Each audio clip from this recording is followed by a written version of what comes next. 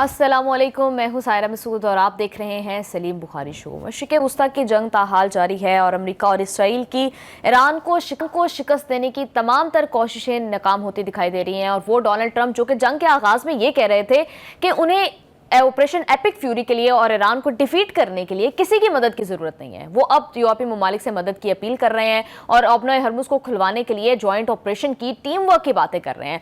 And you know what is adding insult to injury is के यूरोपीय ममालिक ने डोनाल्ड ट्रंप की मदद की इस अपील को मुस्तरद कर दिया है और अपनी फोर्सेज भेजने या इस ऑपरेशन में हिस्सा लेने से मुकम्मल तौर पर इनकार कर दिया है, क्योंकि उनका ये कहना है कि यह जंग अमेरिका और इसराइल की है, यूरोपीय ममालिक के नहीं। बहरहाल इस इनकार ने क्या नेटो इत्तेहाद को कितना नुकसान पहुंचाया और क्या उसका वजूद को खतरे में डाल दिया है, और डोनाल्ड ट्रंप का अंजाम बगैर यूरोपीय ममालिक और नेटो की मदद के इस जंग में क्या होगा, इस पर सलीम बुखारी साहब का तज्जिया लेंगे। And in the last segment of this program Pakistan की सिक्योरिटी सिचुएशन के हवाले से बात करेंगे। So let's move to Saleem Bukhari साहब। अस्सलाम वालेकुम बुखारी साहब, कैसे हैं आप? जी आप कैसी हैं? आप ठीक हैं? मैं बिल्कुल ठीक ठाक हूं बुखारी साहब। बुखारी साहब, डोनाल्ड ट्रंप पहले तो बड़े दावे करते थे, बड़ी बड़ी बातें करते थे। जब उन्होंने स्टार्ट में बात की, यूके को कहा कि हमें आपकी बेसिस की जरूरत नहीं है, आपकी मदद की जरूरत नहीं है, हम ये जंग अकेले लड़ सकते हैं, ऑपरेशन एपिक फ्यूरी अकेले मुकम्मल कर लेंगे।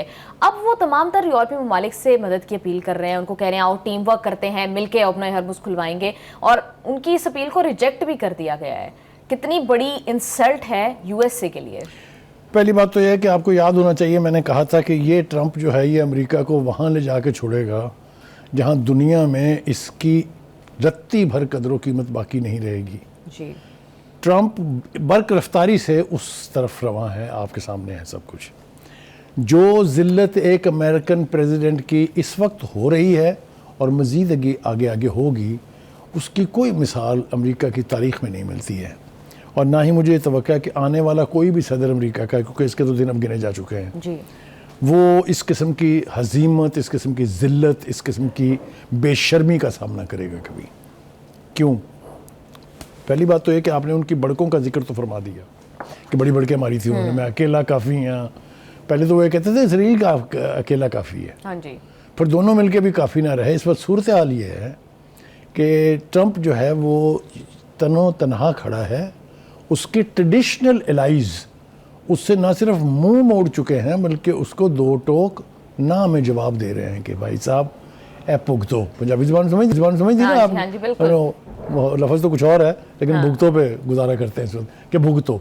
अब ये भुगतना पड़ रहा है ट्रंप को और भुगतना पड़ेगा अभी आगे आगे।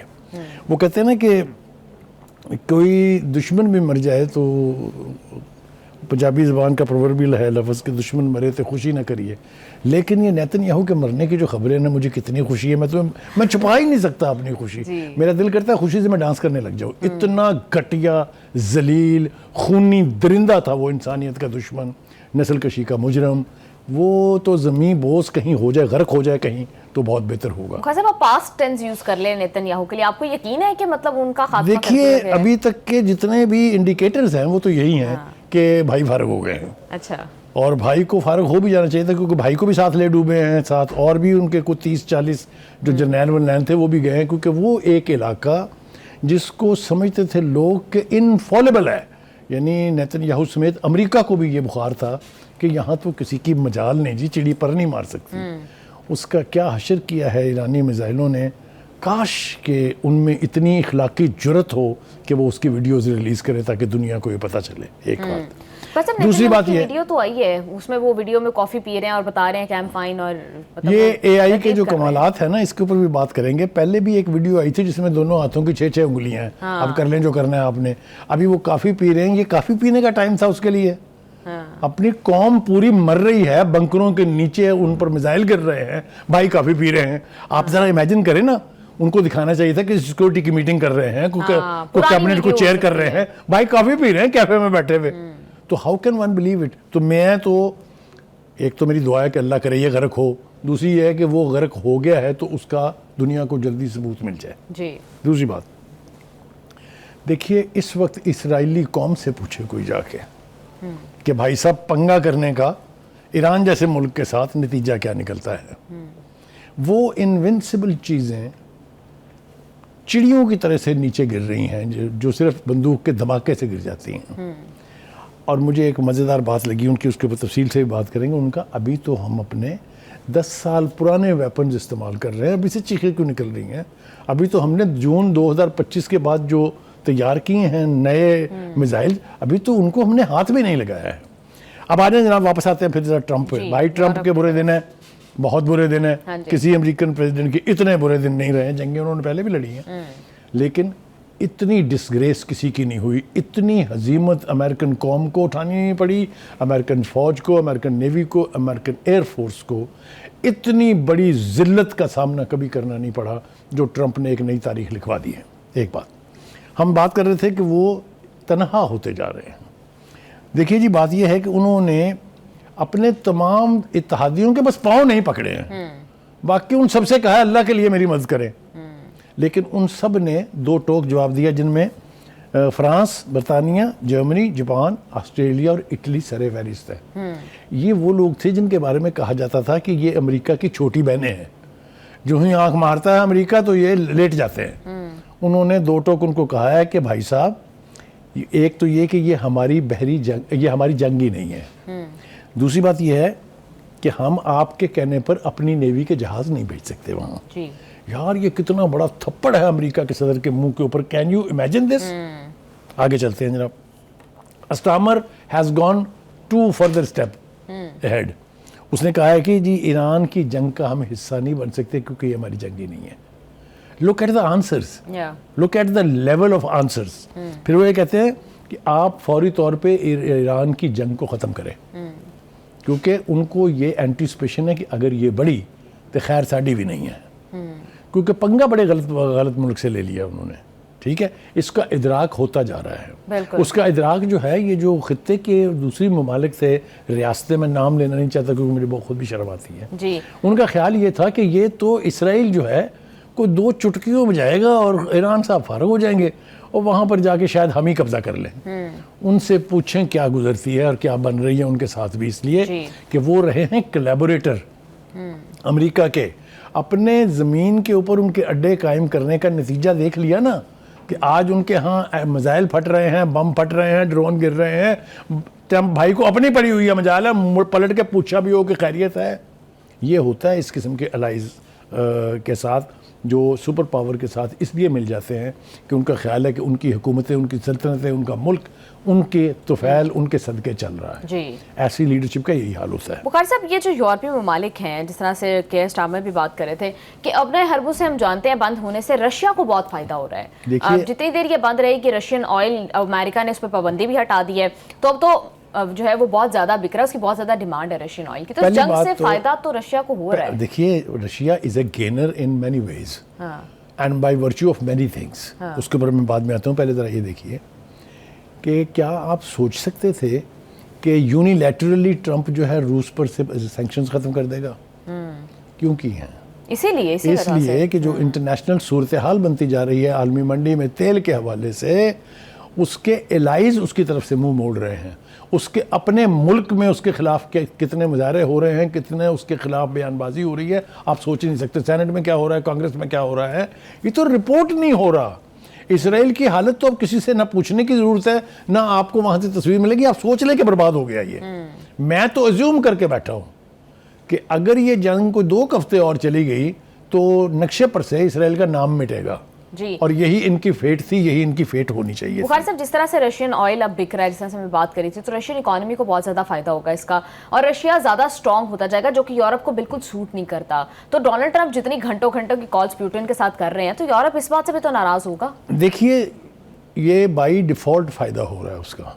ये कोई एहसान नहीं है उसके बाप के ऊपर ट्रंप साहब का कि उनका, देखे ना, जब तेल कहीं और से गुजरेगा ही नहीं, स्टेट ऑफ हरमस से जाएगा नहीं, खलीजी रियासतों का तेल वहां से निकलेगा नहीं, तो कहां से खरीदेंगे? तो Russia is the only seller. उसी के पास तेल इतना है कि वो बाहर बेच सकता है, या ईरान के पास है। ईरान का तेल भी जा रहा है ना, चाइना को भी जा रहा है, रोक लें अगर आप रोक सकते हैं तो। एनीवे, वापस है ट्रंप पे। ट्रंप पर से आप इतनी जल्दी ना गुजरे। आज मेरा दिल चाहता है मैं सारे उधार ट्रंप से आज पूरे कर लूँ। जी जी बिल्कुल। उसकी हालत का ये अंदाज़ा है, मुझे उस पर रहम आ रहा है कि वो कहता है हम तो ईरान से बात करना चाह रहे हैं, लेकिन ईरान बातचीत के लिए तैयार है। और लानत है तुम्हारे पर, 1000 बार लानत है तुम्हारे पर। इतना तुम्हें अपनी ताकत का गुरूर था, अब तुम उससे कह रहे हो कि हम तो बातचीत करने के लिए तैयार है, वो मान ही नहीं रहा। Could anybody imagine 4 weeks ago? कोई तस्वर कर सकता था कि ये नौबत आएगी कि ट्रंप बैक कर रहा होगा कि मुझसे बात करे और ईरान कह रहा होगा shut up, go to hell? आगे चलते हैं जनाब। देखें, एक लीडरशिप जो है एक से ज़्यादा मरतबा ये कह चुकी है कि हमारे खिलाफ नंगी जारियत के बाद अमेरिका से कोई गुफ्तगू नहीं होगी। ये ईरान की लीडरशिप का कंसिस्टेंट स्टांस है। इराक़ी भी यही कह रहा है, पासदारान इनकलाब भी यही कह रहे हैं, जो सिक्योरिटी उनकी नेशनल सिक्योरिटी काउंसिल है वो भी यही कह रही है, जो उनकी शूरा काउंसिल है जो सबसे बड़ी उनकी रेवोल्यूशन की कस्टोडियन है, वो भी यही कह रहे हैं कि बस हमने देख लिया आपसे।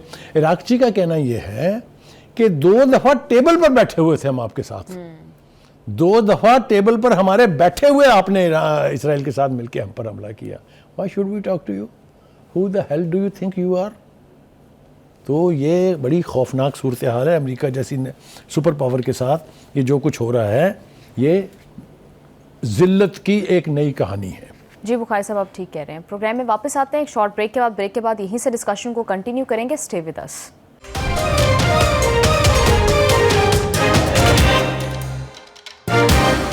Back to the show. Bukhari साहब, अभी जिस तरह से यूएस का एक स्टेटस था as the biggest military power, ठीक है, एक मिलिट्री माइट थी अमेरिका की, उस मिलिट्री माइट को कितना नुकसान पहुंचा है कि एक third world country, thank you for using past tense. जी सर, तो कितना उसको नुकसान पहुंचा है कि एक थर्ड वर्ल्ड कंट्री ने इतनी बुरी तरह से उसको डिफीट कर रहा है, और at the same time Russia और चाइना इस सिचुएशन से किस तरह से फायदा? देखिए, पहली बात तो ये है कि American myth is broken, American might is shattered by just one country. कोई महाज नहीं है, कोई उसके खिलाफ अलायंस नहीं है, this just one country, small country, जिसके बारे में उनका ख्याल ये था कि ये तो चुटकियों की मार है। यही ख्याल था ना, तभी तो पढ़े थे। उसने क्या नाकों चने चबवाए हैं वो सबके सामने है। आगे चलिए जनाब। चाइना, जिसके हवाले से जब भी ये गुफ्तगू करते थे ऐसे लगता था जैसे ये सिर्फ ये अकेले ही सुपर पावर हैं, बाकी सारे तो उनके तफैली हैं। उनसे चाइना से वो कह रहे, चाइना के समेत उसने दुनिया के तमाम ममालिक से कहा है, ओए अल्लाह दे वास्ते, ओ खुदा दे वास्ते, और बनाया हुरमस खुला दो, नहीं तो मैं भी गया, मेरी गवर्नमेंट भी गई, तो मेरे एलाइज भी गए। और चाइना ने उसके बारे में क्या कहा है? उन्होंने उसको बिल्कुल कोई घास नहीं डाली, जवाब तक नहीं दिया उन्होंने। ये हालत है ट्रंप साहब की अब कि China has not considered his request and plea even worth replying. हाँ जी, चाइना तो बुखारी साहब उनका स्टांस तो ये है कि ये ईरान के अपना पर्सनल मैटर है और Iran is a sovereign country, तो वो इसमें इंटरवीन नहीं करेंगे। देखिए, एक दफ़ा याद है आपको, इसी ट्रंप ने ये कहा था, अच्छा आप ना हुरमुज़ बंद कर रहे हैं, I am sending my navy. याद है? अगर आपने किया तो हम नेस्तो नबूद कर देंगे आपको। वहीं से गुजरने के लिए भीख मांगी जा रही है ना। जी बिल्कुल। बुखारी साहब, जो इतने पुराने एलाइज हैं, जिस तरह से जापान है, जिस तरह से साउथ कोरिया है, इतने स्ट्रॉन्ग एलाइज, उन्होंने भी इनकार कर दिया है। सब मैंने कहा ना कि चिट्टी झंडी, पंजाबी जुबान के कहते हैं चिट्टी झंडी दिखाती है। उन्होंने क्या है, मैंने जो लफ्ज़ इस्तेमाल किया वो ठीक है उनका, go to hell, this is not our fight. एक बात, आगे चलते हैं जनाब। तो मैं ये कह रहा था कि उन्होंने कहा कि नेवी हमारी जो है वो जाके वहाँ पर तिजारती जहाज़ जो है उनको तहफ़्फ़ुज़ फराहम करेगी। पासदारान इनकलाब के एक तर्जमान ने कहा है कि अच्छा हमारी नेवी तबाह हो गई है, okay try and send your navy, और मज़ा चख फिर। ये ज़बान इस्तेमाल हो रही है ट्रंप के बारे में। हाँ जी, ठीक है। और अगली बात बताऊँ आपको, ये इतलात हैं जो पूरे दुनिया के मीडिया पर चल रही हैं कि अमेरिकन नेवी के चीफ ने कहा कि we can not risk sending our navy to that part of the world. वो तो हमने अक्सर बात किया, प्रोग्राम में भी उसका जिक्र किया। आप मुझे बताइए कहाँ खड़ा है अमेरिका का प्रेसिडेंट? तो इसलिए सूरत हाल जो है उसके लिए बहुत ख़तरनाक है। ट्रंप ने कहा चीन समेत 7 ममालिक से हरमज़ के हवाले से रब्ता किया है, इन ममालिक ने मदद न की तो हम याद रखेंगे। रो रहे हैं डोनाल्ड, मतलब this is almost shedding tears. ओ भाई, तू एक पहले ईरान के साथ जिसको तूने याद रखना था उससे तो निपट लेना। चाइना माइना के बाद तो बाद आप ये देखें कि ट्रंप और उसकी पूरी कैबिनेट ये कह रही है कि ये ईरान तो नहीं कर सकता था, ये तो चाइना उसकी सैटेलाइट से मदद कर रहा है। और जिसकी सैटेलाइट से मदद को तुम अफोर्ड नहीं कर सकते, उसके साथ मत्था तुम क्या लगाओगे यार?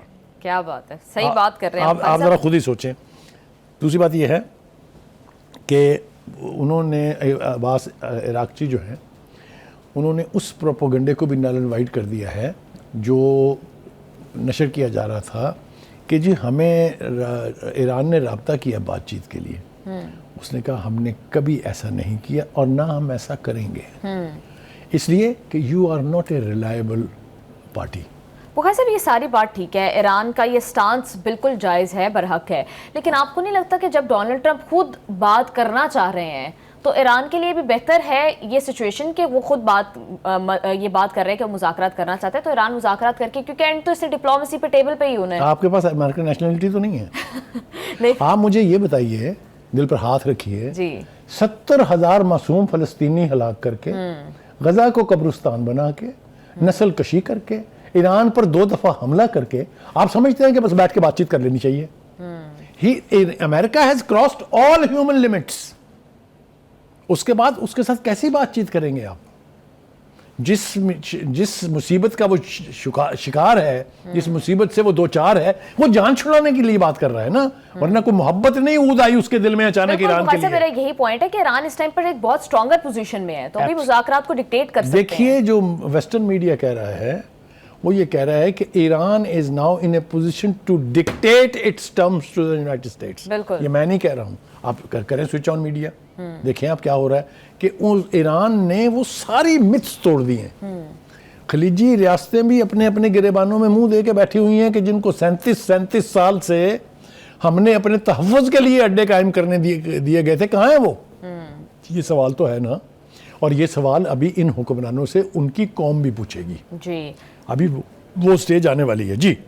जी बुखारी साहब, वैसे भी आप जो बात कर रहे हैं कि खलीजी ममालिक को ये बात बहुत अच्छे से रियलाइज़ हो गई है कि अमेरिका इस खत्ते में सिर्फ अगर तहफ़्फ़ुज़ फराहम करेगा तो वो सिर्फ इसराइल को करेगा, इन ममालिक को नहीं करेगा। इसलिए कि अमेरिका सक्का सिर्फ है ही इसराइल का।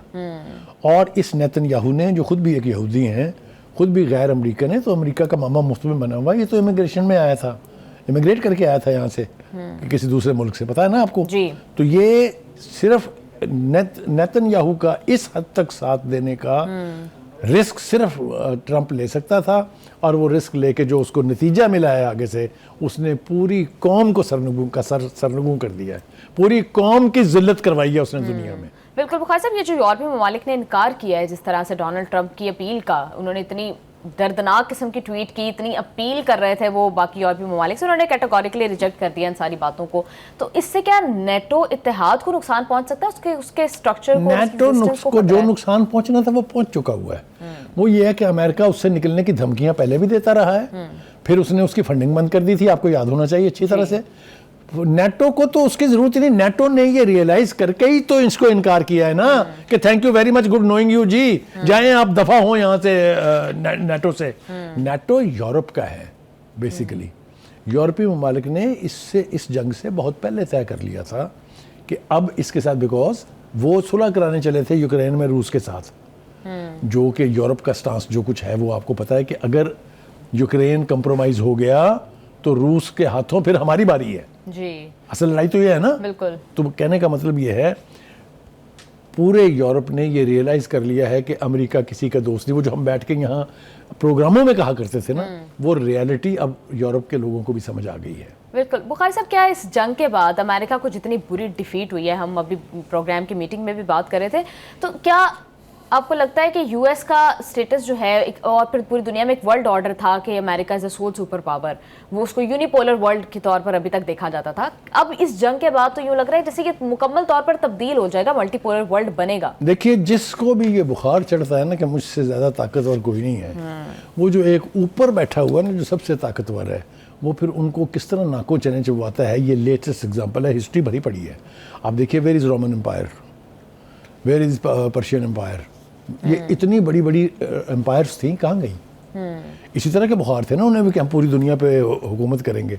अब उनका जिक्र भी दास्तानों में नहीं होता कहीं। मेरे ख्याल से ट्रंप ने ये एहसान अमरीकी कौम पे किया है कि आने वाले सालों में इनका भी कहीं जिक्र नहीं होगा। बिल्कुल बुखारी साहब, से एक बात पे तो आपको मुझे लगता है कॉम्प्लीमेंट करना चाहिए, क्योंकि जब इस दुनिया के सारे इंटरनेशनल एक्सपर्ट्स, पाकिस्तान के जितने भी तज्जियाकार थे, वो सब एक ही बात कर रहे थे कि मिलिटरीली ईरान नहीं डिफीट कर सकता अमेरिका को, ईरान के सर्वाइवल को बहुत बड़ा खतरा है। And you were the only one जो ये बात कर रहे थे कि ईरान बैकफुट पर डालेगा, मिलिटरीली डालेगा। इसलिए कि मैंने आपसे आपके प्रोग्राम में ये भी कहा था कि इसके लिए आपको जो नेशनल सिक्योरिटी के टीयर्स हैं उनके ईरान के, उनको जानना बहुत ज़रूरी है। और तमाम तर कोशिशों के बावजूद अमेरिका वो 2 भी नहीं पेनिट्रेट कर सका, 7 तो छोड़ दें। आप ये देखिएगा कि ये पासदारान, जिनको ये कहा जाता था कि ये, किसी ने टर्म इस्तेमाल की थी अमेरिकन जर्नलिस्ट ने, कि ये वैगाबॉन्ड्स थे। वो वैगाबॉन्ड्स जो हैं आज पूरी दुनिया को बता रहे हैं कि जंगें लड़ी कैसे जाती हैं। मैं आपको ये बताऊं, ये ईरान की जंग जो है इसराइल और अमेरिका के साथ, या अमेरिका के खिलाफ जिस तरह से इसने दिफा किया है अपना, ये मिलिट्री की इंस्टीट्यूशंस और एकेडमीज में और मिलिट्री के सिलेबस में पढ़ाया जाएगा। ये बिल्कुल बुखारी साहब, आपकी ये प्रेडिक्शन भी मुझे लगता है दुरुस्त साबित होगी, जिस तरह बाकी सारी दुरुस्त साबित हो रही हैं। प्रोग्राम में वापस आते हैं शॉर्ट ब्रेक के बाद, हमारे साथ रहिएगा।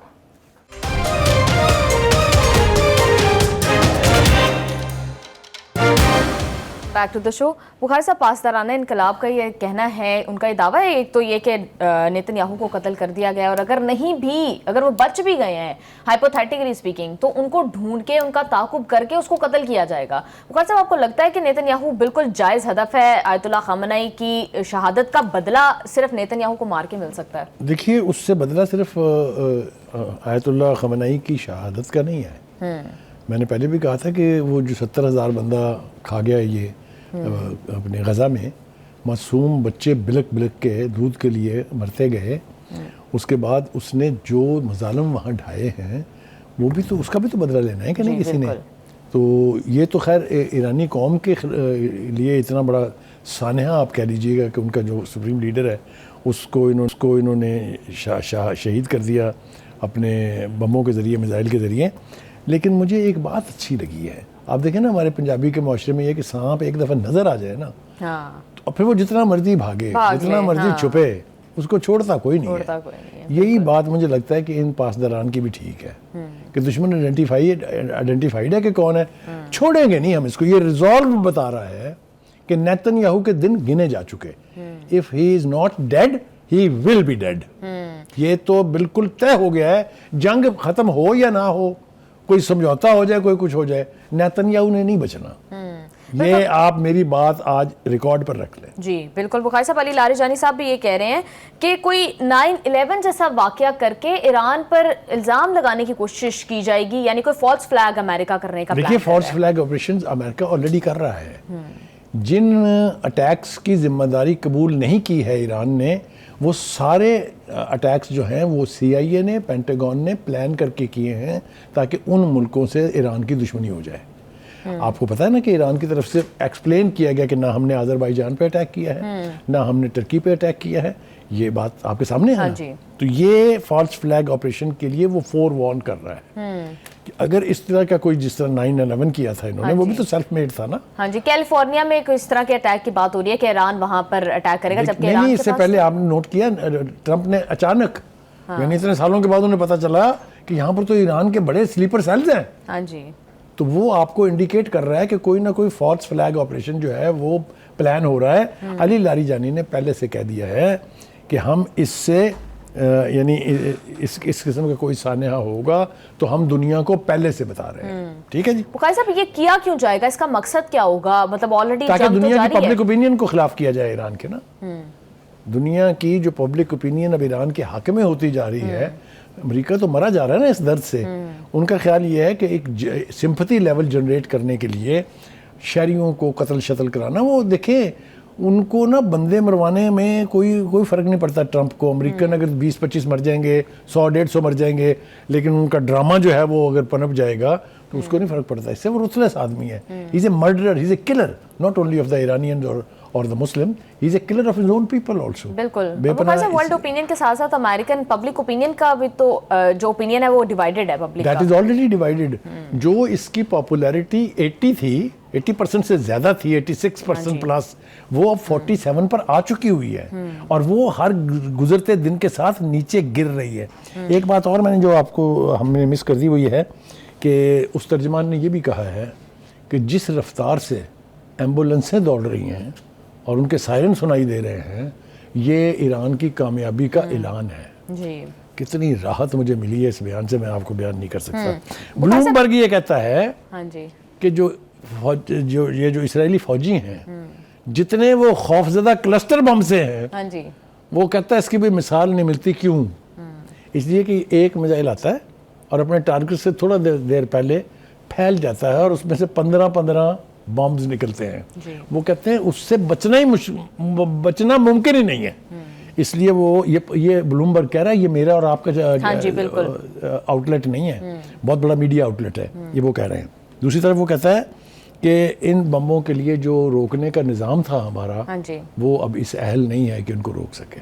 ये बहुत इंपॉर्टेंट बात है जी। बुखारी साहब, खार्ग आइलैंड के हवाले से ये रिपोर्ट्स आ रही हैं कि डोनाल्ड ट्रंप उसके तेल के ज़खायर के ऊपर कब्जा करने का प्लान कर रहे हैं। और अगेन जिस तरह से वो यूरेनियम वाली बात हुई, वो जिस तरह से आप उसके लिए टर्म यूज करते हैं ना, दरफुंतनी छोड़ी गई, एग्जैक्टली वो वाली छोड़ी गई। अब ये बात आ गई है कि खार्ग आइलैंड में तेल के ज़खायर के लिए बूट्स ऑन ग्राउंड करने पड़ेंगे। ये एक दूसरी दरफुंतनी है।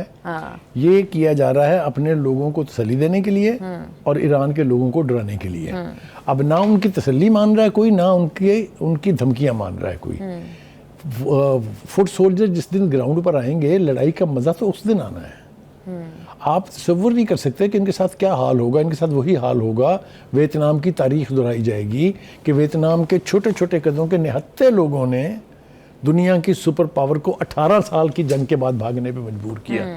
ये अगर फुट सोल्जर लेके आएंगे, उनमें से एक अपनी माँ के पास वापस नहीं जाएगा। ये मैं लिख के देने के लिए आपको तैयार हूँ। इतना घुमसान का रन पड़ेगा कि अमेरिका की नस्लें भी याद रखें। साहब, खार्ग आइलैंड पे उन्होंने अटैक तो किया है, उनकी मिलिट्री इंस्टॉलेशंस को वहां पर टारगेट किया है, फिर ऑयल के जितने डिपोज हैं उनको भी टारगेट किया है। Targeting through air is something different and sending foot soldiers to take possession of an area, that is entirely different thing. ये तो इसराइल नहीं कर सका, जो पड़ोस में बचता है, अमेरिका तो क्या करेगा। जी, बुखारी साहब, उन्होंने धमकी दी है कि अगर अपना हरमुज को नहीं खोला गया तो हम ऑयल डिपोज को टारगेट करेंगे। तो अमेरिका ये करेगा, इसका जंग के ऊपर क्या इम्पैक्ट होगा? क्योंकि ईरान की तेल की लाइफलाइन है वो। मैंने आपको बताया है कि बहुत सारी बड़कें ऐसी हैं जो नेतन्याहू समेत ट्रंप ने मारी थी, डोनाल्ड ट्रंप ने, लेकिन किसी एक पर अमल नहीं हुआ। आ गई नेवी और हरमज में दे दी तहफ़्फ़ुज़ उन्होंने वहां के तजारती जहाज़ों को, कर दिया बर्बाद ईरान को मुकम्मल तौर पे। जब आपने हरमज बंद की उसने, तो इस तरह की बड़के मारने से कोई फ़र्क नहीं पड़ता। I don't think Trump is serious to send foot soldier, क्योंकि जब पहले इब्तिदा में बात की थी तो उसको उसके अपने मिलिट्री एक्सपर्ट्स ने बताया था कि पाजी ए रिस्क ना लेना, बढ़िया जुतियां पहनेंगे। हाँ जी, बुखारी साहब, आपको नेतन्याहू का ये बयान कैसा लगा है, जो उसने कहा है कि इसराइली लोग ताज़ा हवा के लिए घरों से बाहर निकल जाए, लेकिन अपनी पनाहगाहों के, महफूज पनाहगाहों के करीब? मुझे ये समझ नहीं आती कि उसको शर्म नहीं आती, वो खुद निकल नहीं रहा, आवाम से कह रहा है बाहर निकले। यानी तुसी मरो जाके, मैं तो नहीं जाना बाहर। क्या लीडरशिप है यार, क्या थर्ड क्लास लीडरशिप है। रुक जाए जनाब, हमास की तारीफ ना की हमने तो मज़ा ही नहीं आएगा प्रोग्राम का।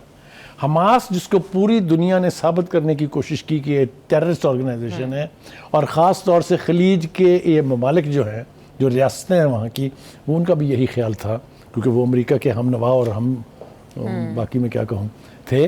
तो उन्होंने कहा है ईरान से कि खुदारा आप पड़ोसियों के ऊपर हमले बंद कर दें। ये बहुत बड़ी गुडविल की बात है हमास की, और याद रखी जाएगी। दूसरी तरफ जो यमनी हौसीज़ हैं, चुप थे ना अब तक, अब उन्होंने ये कहा, जो उनका बयान है मुझे तो मज़ा आ गया, उन्होंने कहा कि हमारी उंगलियां ट्रिगर्स पर हैं और हम जंग में बस मदाखलत करने के लिए तैयार बैठे हैं।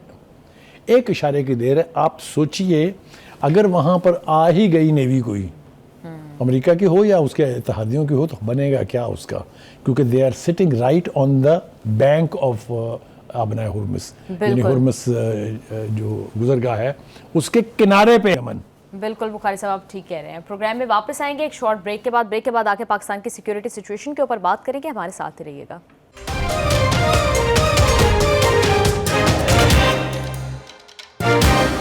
Welcome back to the show. Bukhari साहब, जिस तरह से पाकिस्तान का ऑपरेशन ग़ज़ब-उल हक़ इन तालिबान के खिलाफ जारी है, और इसमें कोई तफरीक नहीं है, जो भी पाकिस्तान के खिलाफ कार्रवाई करेगा उसको निशाना बनाया जाएगा, वही जायज़ हदफ है पाकिस्तान का। आपको क्या लगता है कि ये ऑपरेशन कुछ डिलीवर कर पाया अब तक? देखिए, हमने ना इन अफगान तालिबान को बहुत समझाने की कोशिश की, बच्चों की तरह से बिठा बिठा के कहा कि देखें, आप इनकी पुश्तपनाही छोड़ दें, आप इनकी सहूलतकारी छोड़ दें, हम इनसे निबड़ लेंगे। लेकिन वो बाज नहीं आए। फिर हमने इंटरनेशनल मीडिएटर्स को डाला बीच में कि चलिए हमारी बात इनको समझ नहीं आ रही, तो पहले मुज़ाकरात हुए कतर में, फिर हुए टर्की में, फिर सऊदी अरेबिया ने बीच में मीडिएशन की। लेकिन उन्होंने हर बात हमारी मानी, लेकिन कहा लिख के नहीं देंगे। आप मुझे बताइए मुज़ाकरात काहे के लिए होती हैं? कि उसका एक डिक्लेरेशन होता है, उसमें कमिट किया होता है दोनों पार्टियों ने कि हम ये करेंगे, आप ये करेंगे, हम ये करेंगे, आप ये। उस पर नहीं आते वो, इसलिए कि उन्हें अपने ऊपर एतमाद नहीं है, क्योंकि उनके खिलाफ ये काबुल है, इसके इर्द गिर्द इतनी दहशतगर्द तंजीमें बैठी हुई हैं जिन्होंने इनकी मूवमेंट तक को रिस्ट्रिक्ट किया हुआ है। तो कहने का मतलब ये है कि इनको हमने बहुत समझाया, ये बाज नहीं आया और अल्टीमेटली उन दहशतगर्द तंजीमों के साथ मिल के हमारे ऊपर हमला ठोक दिया। तो जिस तरीके से नेतन्याहू के साथ हो रही है और जिस तरह ट्रंप के साथ हो रही है, हमें फिर उनके साथ ये करना पड़ी। आपने देखा जो हमने ये ऑपरेशन जो है गज़ब लिल हक़, ये जब उनके खिलाफ लॉन्च किया, अब निकल रही हैं चीखें। निकलनी थी ना चीखें, इसलिए कि हमारी सुप्रीमेसी के बारे में तो कोई दो राय नहीं है, ना उनके पास एयरफोर्स है, ना उनके पास कोई रेगुलर आर्मी है। वो असला जो छोड़ के गए थे अमेरिकन, वो पकड़ के समझते थे हम बहुत बड़े बहादुर हैं। वो एक चूहा था ना, वो उसने शराबी ने बोतल फेंकी, शराब पी के उसने मुंह बीच में दिया, चढ़ गई, उसको तो दुम पे खड़ा हो गया, उसने कहा वेयर इज़ द कैट। तो ये अफगान तालिबान जो है ना, ये वो चूहे हैं जिन्होंने पी लिया, उनको चढ़ गई और वो कहते हैं where is the cat. So anyway we are neither a cat, और ना ही हमें इस किस्म की धमकियों से कोई फ़र्क पड़ता है। 2-3-4 बातें इस हवाले से, जो हालिया हमला उन्होंने बाजोड़ पे किया है जिसमें 4 शहरी जो हैं वो शहीद हो गए हैं, उनके बाद फिर उनकी ऐसी तैसी करना हम पर वाजिब हो गया है। जो बाजोड़ के लोग हैं उन्होंने पाकिस्तान हुकूमत से मुतालबा किया है कि इनका मक्कू ठप्पे, और साथ ही उन्होंने ये कहा कि हैरत की बात यह है कि हमारी सूबाई हुकूमत में से कोई एक शख्स जो है उसने मजम्मत तक नहीं किया, हमारे तक आया नहीं है अभी तक। तो ये खैर ये अपनी जगह एक इंटरनल मसला है। उन्होंने पाकिस्तान की मुसल्लह अफवाज से दरख्वास्त की है कि इन दहशत गर्दों को जो अफगानिस्तान के बॉर्डर से क्रॉस करके आते हैं या उधर से हम पर हमले कर रहे हैं, इनका आप बिल्कुल बुखारी साहब, और दुख भी इसी बात का है कि वो इशू जो सबको इफेक्ट कर रहा है, हमारे लोगों की जाने इसकी वजह से खतरे में, उसके ऊपर यूनिटी नहीं है। दो चीजें जल्दी अर्ज करने बुखारी साहब, टाइम बिल्कुल खत्म हो गया है। Thank you so much sir for your analysis. Programme का टाइम हो गया है खत्म। See you all tomorrow. अल्लाह हाफिज।